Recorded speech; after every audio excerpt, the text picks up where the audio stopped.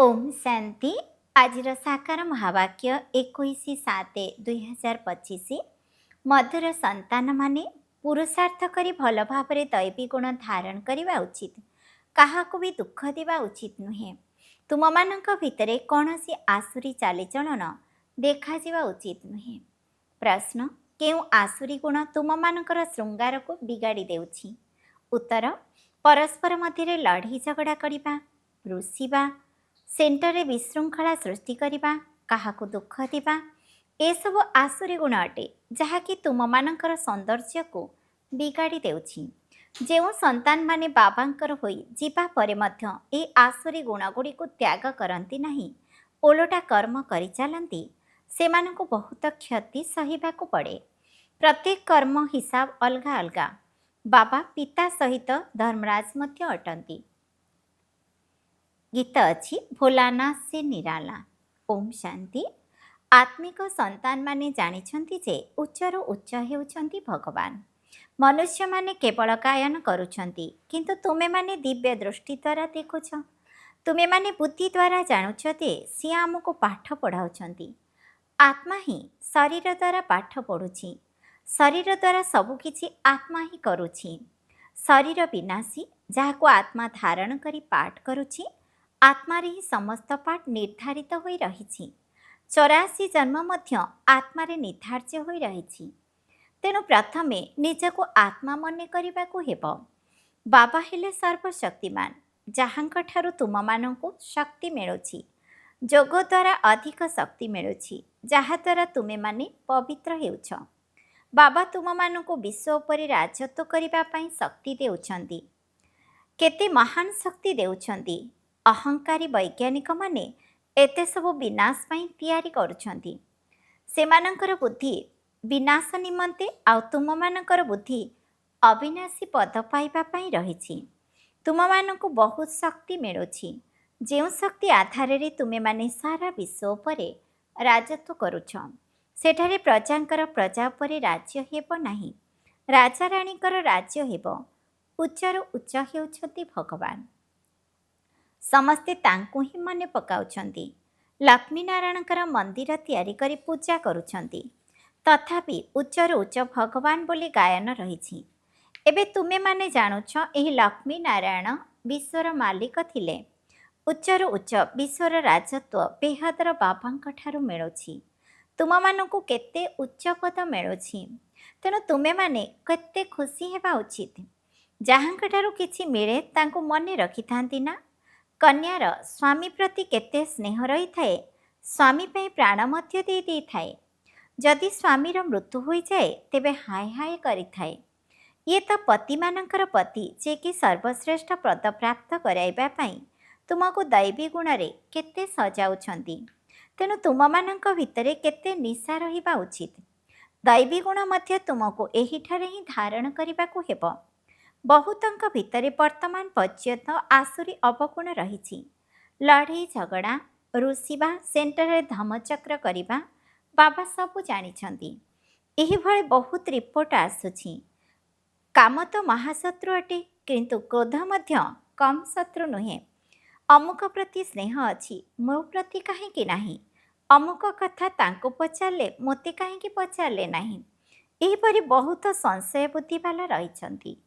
राजधानी स्थापन हेउछि ना, तेबे एमाने केउ पद पाइबे? पदरे बहुत फरक रहिबो। मेहतर माने मध्य देख भल भल महल रे रहिथांती, किए केउठी तो किए आउ केउठी रहुछंती। तेबे समस्तंको बहुत पुरुषार्थ करी भल दैवी गुण धारण करिबाको हेबो। देह अभिमान रे आसिले आसुरी चलणी होइथाए। जदि केही देही अभिमानी होई ज्ञान को भल भावरे धारण करिबो, तेबे उच्च पथ पाइब। दैवी गुण धारण करिबार पुरुषार्थ करिबाकु हेबो। काहाकु दुख देबार उचित नुहे। तुमे दुख हर्ता सुखकर्ता बाबांकर संतान, तेणु काहाकु दुख देबा उचित नुहे। जेउ माने सेंटर रे दायित्व नेइछंती तांको उपरे बहुत दायित्व रही थाए। जेपरि बाबा कहउछंती पिला माने जदि भूल करिवे तेबे 100 गुण दंड भोग करिबाकु पड़िबो। देह अभिमान आसिले बहुत क्षति होई थाए, कारण तुमे ब्राह्मण माने अन्य मानकु सुधारिबा पई निमित्त होइछ। जदि निजे सुधुरी नाह तेबे अन्य को कौन सुधारिब? तेणु बहुत क्षति होइଯିब। ଏହା ପାଣ୍ଡବ ଗଭର୍ଣ୍ଣମେଣ୍ଟ ଅଟେ ନା। ସେ ଉଚ୍ଚରୁ ଉଚ୍ଚ ବାବା ଅଟନ୍ତି, ତା ସହିତ ସେ ଧର୍ମରାଜ ମଧ୍ୟ ଅଟନ୍ତି। ଧର୍ମରାଜଙ୍କ ଦ୍ୱାରା ବହୁତ ବଡ଼ ଦଣ୍ଡ ଭୋଗ କରିବାକୁ ପଡ଼ିବ। ଯଦି ଏପରି କିଛି କର୍ମ କରିବ ତେବେ ବହୁତ କ୍ଷତି ହୋଇଯିବ। ହିସାବ ହିଁ ହିସାବ ରହିଛି। ବାବାଙ୍କ ପାଖରେ ପୁରା ହିସାବ ରହୁଛି। ଭକ୍ତି ମାର୍ଗରେ ମଧ୍ୟ ହିସାବ ରହୁଛି। କହନ୍ତି ଭଗବାନ ତୁମମାନଙ୍କର ହିସାବ ନେବେ। ଏଠାରେ ବାବା ନିଜେ କହୁଛନ୍ତି ଧର୍ମରାଜ ବହୁତ ହିସାବ ନେବେ। ପୁଣି ସେ ସମୟରେ କ'ଣ କରିପାରିବ? ସାକ୍ଷାତକାର ହେବ ଆମେ ଏହା ସବୁ କରିଛୁ। ସେଠାରେ ଅଳ୍ପ ମାଡ଼ ଖାଇଥାନ୍ତି, ଏଠାରେ ତ ବହୁତ ମାଡ଼ ଖାଇବାକୁ ପଡ଼ିବ। ତୁମେମାନେ ସତ୍ୟଯୁଗରେ ଗର୍ଭ ଜେଲରେ ଆସିବ ନାହିଁ। ସେଠାରେ ଗର୍ଭ ମହଲ ହେବ। ସେଠାରେ କେହି ପାପ ଆଦି କରିବେ ନାହିଁ। ତେଣୁ ଏପରି ରାଜ୍ୟ ଭାଗ୍ୟ ପାଇବାକୁ ହେଲେ ପିଲାମାନଙ୍କୁ ବହୁତ ଖବରଦାର ରହିବାକୁ ପଡ଼ିବ। କେତେକ ସନ୍ତାନ ବ୍ରାହ୍ମଣୀଙ୍କ ଠାରୁ ମଧ୍ୟ ତୀକ୍ଷ୍ଣ ହୋଇଯାଉଛନ୍ତି, ତେବେ ସେମାନଙ୍କର ଭାଗ୍ୟ ବ୍ରାହ୍ମଣୀ ଠାରୁ ମଧ୍ୟ ଉଚ୍ଚ ହୋଇଯାଉଛି। ଏକଥା ମଧ୍ୟ ବାବା ବୁଝାଉଛନ୍ତି। ଭଲ ସେବା ନ କଲେ ଜନ୍ମ ଜନ୍ମାନ୍ତର ଦାସ ଦାସୀ ହେବାକୁ ପଡ଼ିବ। ବାବା ସମ୍ମୁଖକୁ ଆସିବା ମାତ୍ରକେ ପିଲାମାନଙ୍କୁ ପଚାରୁଛନ୍ତି, ପିଲାମାନେ ଦେହୀ ଅଭିମାନୀ ହୋଇ ବସିଛ? ବାବାଙ୍କର ସନ୍ତାନମାନଙ୍କ ପ୍ରତି ମହାବାକ୍ୟ ହେଉଛି, ପିଲାମାନେ ତୁମମାନଙ୍କୁ ଆତ୍ମ ଅଭିମାନୀ ହେବାର ବହୁତ ପୁରୁଷାର୍ଥ କରିବାକୁ ହେବ। ଚାଲିବା ବୁଲିବା ସମୟରେ ମଧ୍ୟ ବିଚାର ସାଗର ମନ୍ଥନ କରିବା ଉଚିତ। ଏମିତି ବହୁତ ସନ୍ତାନ ଅଛନ୍ତି ଯେଉଁମାନେ ଭାବୁଛନ୍ତି ଆମେ ଜଲ୍ଦି ଜଲ୍ଦି ଏହି ନର୍କ ଛି ଛି ଦୁନିଆରୁ ସୁଖଧାମକୁ ଚାଲିଯିବୁ। ବାବା କହୁଛନ୍ତି ଭଲ ଭଲ ମହାରଥୀମାନେ ମଧ୍ୟ ଯୋଗରେ ଫେଲ୍ ହୋଇଯାଉଛନ୍ତି। ସେମାନଙ୍କୁ ମଧ୍ୟ ମୁଁ ପୁରୁଷାର୍ଥ କରାଉଛି। ଯୋଗ ନଥିଲେ ଏକଦମ ତଳକୁ ଖସିଯିବେ। ଜ୍ଞାନ ତ ବହୁତ ସହଜ। ସୃଷ୍ଟିର ସାରା ଇତିହାସ ଭୂଗୋଳ ବୁଦ୍ଧିରେ ରହିଯାଉଛି। ଏମିତି ବହୁତ ଭଲ ଭଲ କନ୍ୟା ଅଛନ୍ତି ଯେଉଁମାନେ ପ୍ରଦର୍ଶନୀ ବୁଝାଇବାରେ ବହୁତ ତୀକ୍ଷ୍ଣ ଅଟନ୍ତି, କିନ୍ତୁ ଯୋଗ ନାହିଁ, ଦୈବୀ ଗୁଣ ମଧ୍ୟ ନାହିଁ। କେବେ କେବେ ମୋର ବିଚାର ଆସୁଛି, ବର୍ତ୍ତମାନ ସନ୍ତାନମାନଙ୍କର ଅବସ୍ଥା ଦେଖ କିଭଳି। ଦୁନିଆରେ କେତେ ଦୁଃଖ ରହିଛି। ଜଲ୍ଦି ଜଲ୍ଦି ଏହା ଶେଷ ହୋଇଯାଉ।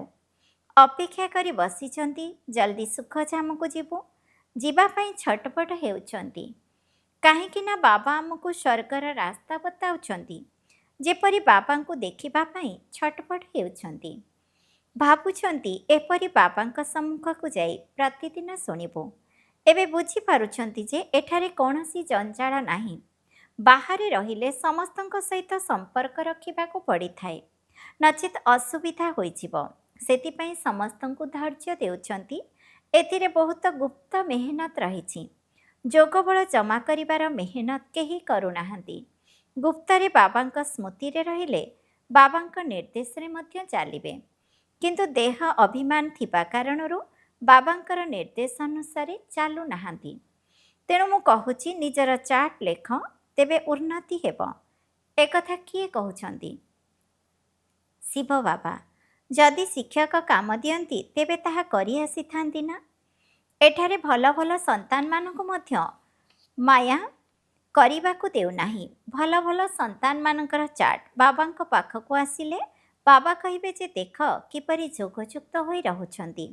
ଭାବୁଛନ୍ତି ଆମେ ଆତ୍ମାମାନେ ଏକମାତ୍ର ପ୍ରେମିକଙ୍କର ପ୍ରେମିକା ଅଟୁ। ଶାରୀରିକ ପ୍ରେମିକ ପ୍ରେମିକା ଅନେକ ପ୍ରକାରର ଥାଆନ୍ତି। ତୁମେମାନେ ବହୁତ ପୁରୁଣା ପ୍ରେମିକ ଅଟ।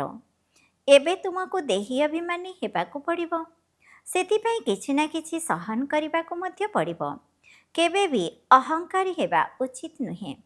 ବାବା ଏପରି କହୁନାହାନ୍ତି ଯେ ହାଡ଼ ମଧ୍ୟ ଦେଇଦିଅ। ବାବା କହୁଛନ୍ତି ଭଲ ସ୍ୱାସ୍ଥ୍ୟ ରଖିଲେ ସେବା ମଧ୍ୟ ଭଲ ଭାବରେ କରିପାରିବ। ବେମାର ହେଲେ ପଡ଼ି ରହିବ।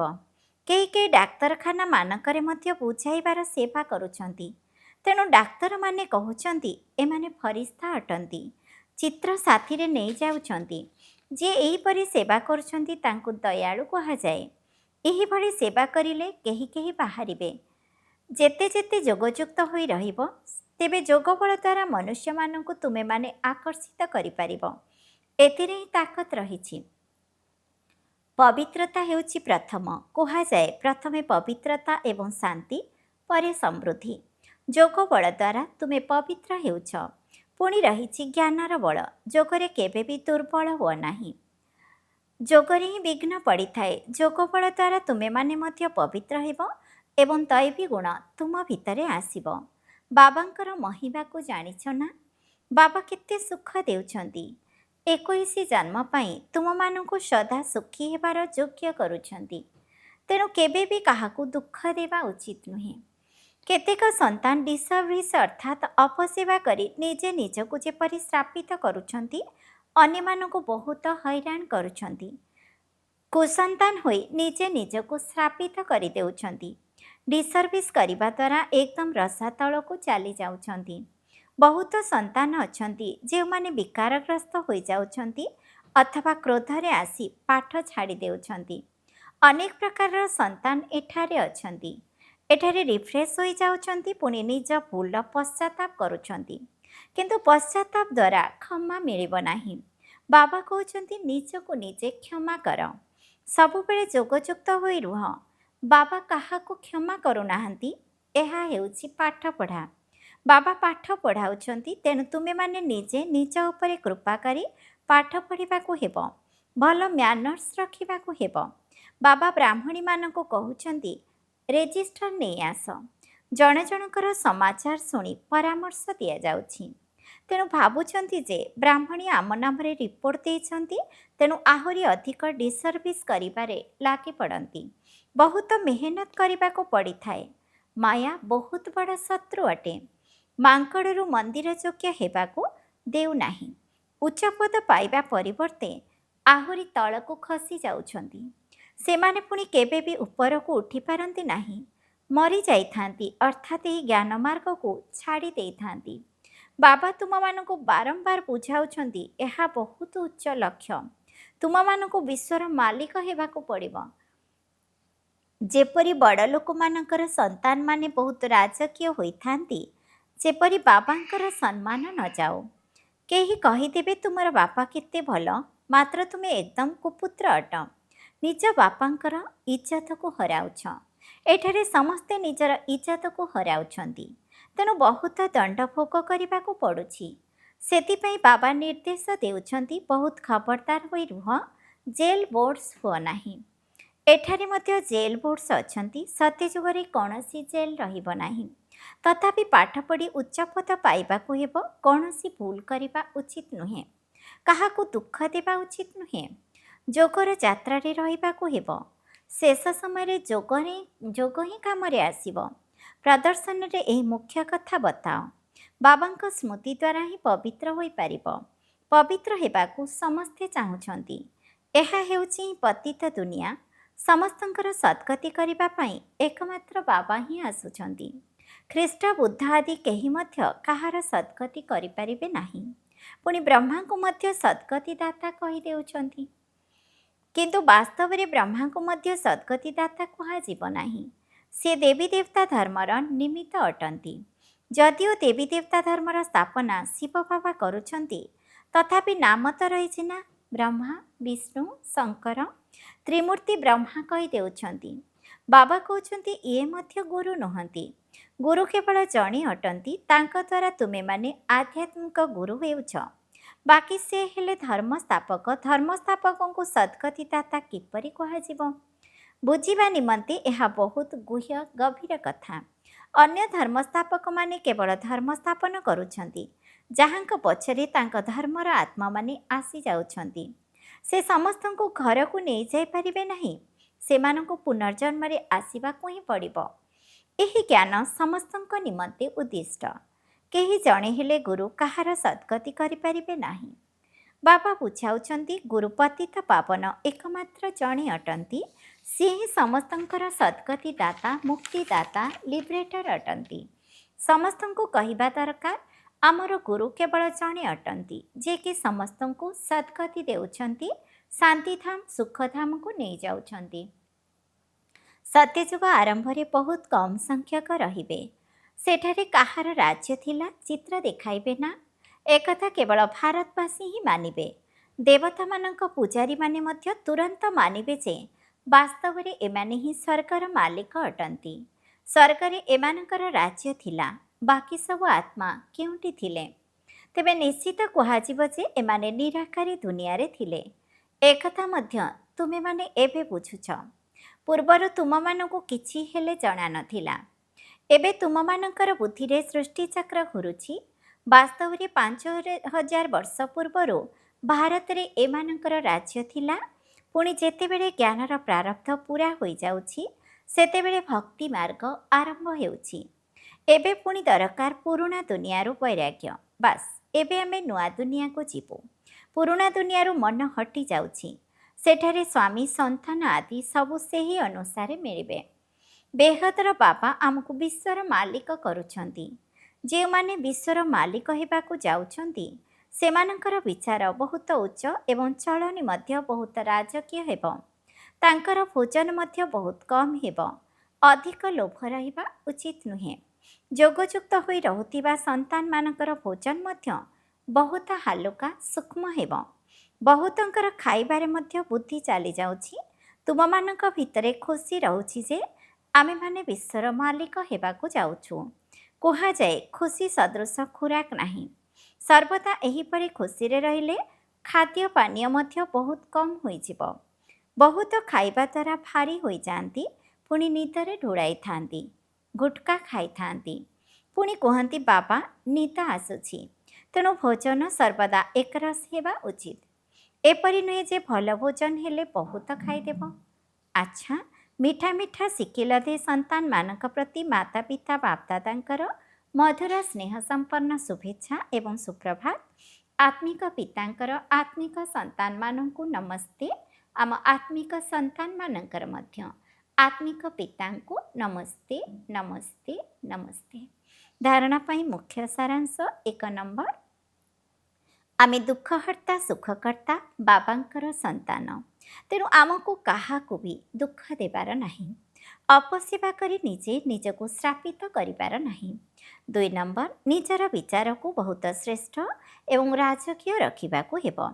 ଦୟାଶୀଳ ହୋଇ ସର୍ବଦା ସେବାରେ ତତ୍ପର ରହିବାକୁ ହେବ। ଖାଇବା ପିଇବାର ଲୋଭକୁ ତ୍ୟାଗ କରିବାକୁ ପଡ଼ିବ। ବରଦାନ, ସଚ୍ଚୋଟ ହୋଇ ନିଜକୁ ବାବାଙ୍କ ସମ୍ମୁଖରେ ସ୍ପଷ୍ଟ କରୁଥିବା ଚର୍ତ୍ତି କଳାର ଅନୁଭବୀ ହୁଅ। ନିଜକୁ ଯାହା ଅଟ ଯେପରି ଅଟ ସେହିପରି ହିଁ ବାବାଙ୍କ ସମ୍ମୁଖରେ ପ୍ରତ୍ୟକ୍ଷ କରିବା, ଏହା ହିଁ ସବୁଠାରୁ ବଡ଼ରୁ ବଡ଼ ଚର୍ତ୍ତି କଳାର ସାଧନ ଅଟେ। ବୁଦ୍ଧି ଉପରେ ଯେଉଁ ସବୁ ଅନେକ ପ୍ରକାରର ବୋଝ ରହିଛି ସେଗୁଡ଼ିକୁ ସମାପ୍ତ କରିବାର ଏହା ହିଁ ସହଜ ବିଧି ଅଟେ। ସଚ୍ଚୋଟ ହୋଇ ନିଜକୁ ବାବାଙ୍କ ସମ୍ମୁଖରେ ସ୍ପଷ୍ଟ କରିବା ଅର୍ଥ ପୁରୁଷାର୍ଥର ମାର୍ଗକୁ ସ୍ପଷ୍ଟ କରିବା।